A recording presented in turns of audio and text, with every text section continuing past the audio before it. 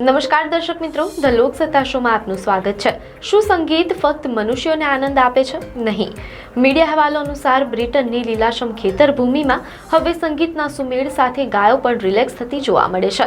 Dairy ઉદ્યોગોમાં હવે music therapy એ એક સક્રિય પગલું બની ગયું હોય તેમ લાગી રહ્યું છે, જેમાં ખેડૂતો શાંતિભર્યું સંગીત વગાડી ગાયોમાં શારીરિક અને માનસિક આરામ લાવવાનો પ્રયાસ કરે છે। સામાન્ય રીતે સંગીત માનવ મનને શાંત બનાવે છે, પણ સંગીત ગાયોને પણ પ્રભાવિત કરી શકે છે। બ્રિટનના ડેરી ઉદ્યોગમાં હવે સંગીતનો ઉપયોગ દૂધ ઉત્પાદન વધારવા માટે થઈ રહ્યો હોય તેવું અહેવાલોમાં સામે આવ્યું છે। સોશિયલ મીડિયા પર અનેક વિડીયો વાયરલ થઈ રહ્યા છે, જેમાં ખેડૂતો ગાયોને શાંત સંગીત સંભળાવીને વધુ દૂધ મેળવવાનો પ્રયાસ કરે છે। જેમાં જોવા મળે છે કે જેમ જેઝ અથવા ક્લાસિકલ સંગીત વાગે તેમ ગાયોની દૂધ આપવાની પ્રક્રિયા વધુ સરળ બને છે। મીડિયા અહેવાલો અનુસાર વોરવિકશાયરના ખેડૂત ચાર્લ્સ ગોડબાય આ નવી પદ્ધતિના પ્રમુખ ઉદાહરણ છે। વોરવિકશાયરનો ખેડૂત ચાર્લ્સ ગોડબાયે પણ આ ટ્રેન્ડ અપનાવ્યો છે। શરૂઆતમાં તેઓ માત્ર ગાયોને શાંત રાખવા માટે સંગીત વગાડતા હતા, પરંતુ સમય જતાં ખ્યાલ આવ્યો કે સંગીતના કારણે ગાયોની દૂધ આપવાની ક્ષમતા પણ વધે છે। મીડિયા અહેવાલો અનુસાર આવી રીતે બ્રિટનના કેટલાક ડેરી ફાર્મ્સ મ્યુઝિક થેરાપીનો સહારો લઈ રહ્યા છે। બ્રિટનના લીલાછમ ખેતરોમાં હવે માત્ર પવનની સરગમ કે પછી પક્ષીઓના સંગીત નહીં, પરંતુ હવે સાંભળવા મળે છે જેઝ, ક્લાસિકલ અને પોપ મ્યુઝિકના સુમધુર તાલ, અને એ પણ ગાયોના માટે। હા, આ અનોખો પ્રયાસ હવે વાયરલ ટ્રેન્ડ બની ગયો છે। મીડિયા અહેવાલો અનુસાર બ્રિટનના વોરવિકશાયરમાં રહેતા ખેડૂત ચાર્લ્સ ગોડબાઈએ હવે ગાયોને શાંતિભર્યું સંગીત સંભળાવે છે, અને તેનું કહેવું છે કે તેનો સીધો અસર દૂધ ઉત્પાદન પર પણ પડે છે। પહેલા આ એક સરળ પ્રયાસ હતો, માત્ર પશુઓને આરામદાયક વાતાવરણ આપવાનો, પરંતુ સમય જતાં તેમણે નોંધ્યું છે કે ગાયોમાં વધુ શાંતિ અને મોનિટર કરેલા પરિસ્થિતિઓમાં દૂધનું ઉત્પાદન પણ વધ્યું। જો કે યુનિવર્સિટી ઓફ લેસ્ટર દ્વારા 2001માં થયેલા રિસર્ચ મુજબ ધીમું અને શાંત સંગીત ગાયોના દૂધના ઉત્પાદનમાં આશરે 3% સુધીનો વધારો કરે છે। વધુ ધ્વનિ, બધિક અવાજો અને તણાવભર્યું વાતાવરણ દૂધ ઉત્પાદન ઘટાડી શકે છે। શાંતિભર્યું સંગીત ગાયોના શરીરમાં ઓક્સિટોસિન હોર્મોનની રચનામાં મદદરૂપ થાય છે, જે દૂધ ઉત્સર્જન માટે જવાબદાર છે। એ સિવાય મ્યુઝિકથી પશુઓનું દિલ ધબકાવવાનો દર ઘટાડે છે, અને તેઓ વધુ આરામદાયક અનુભવ કરે છે।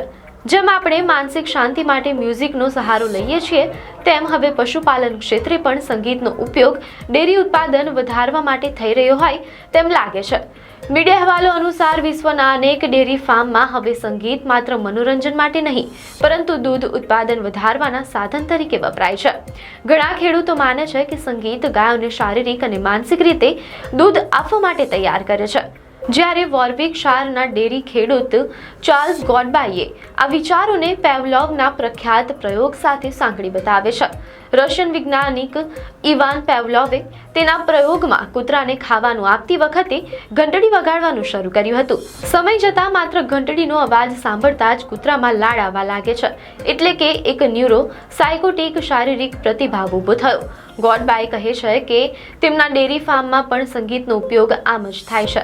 સંગીત અને દૂધ આપવાની ક્રિયા વચ્ચે જોડાણ ઊભું થયું છે।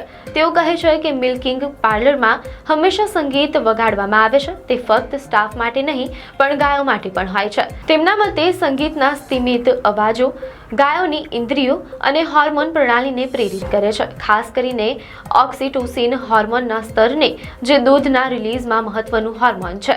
પરિણામે ગાયો વધુ શાંતિ અનુભવે છે અને ઝડપથી દૂધ રિલીઝ કરે છે। એક જ સમયે આ વાતાવરણમાં કામદારો પણ વધુ આરામદાયક અનુભવે છે, જે ફાર્મની કામગીરીને વધુ કાર્યક્ષમ અને માનવસર્જક બનાવે છે।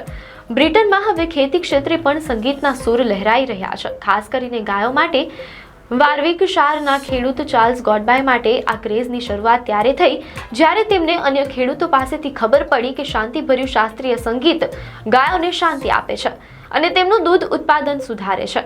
જો કે આજે પૂરું બ્રિટન માત્ર શાસ્ત્રીય સંગીત પર અટકાયેલું નથી। હવે ઘણા ડેરી ફાર્મમાં જેઝ સંગીત પ્રાધાન્ય પામતું થયું હોય તેમ લાગી રહ્યું છે। ગોડબાય માને છે કે ગાયો કોઈ ખાસ જોનરને પસંદ કરે છે એવું નથી, તેમને કોઈ પણ પ્રકારનું સંગીત દિલચસ્પ લાગે છે। તેમનું કહેવું છે કે જો તમે કોઈ ખેતરમાં જઈને કોઈ પણ સંગીત વગાડશો તો ગાયો તમારી આસપાસ ભેગી થઈ જશે, કદાચ જિજ્ઞાસાવશ.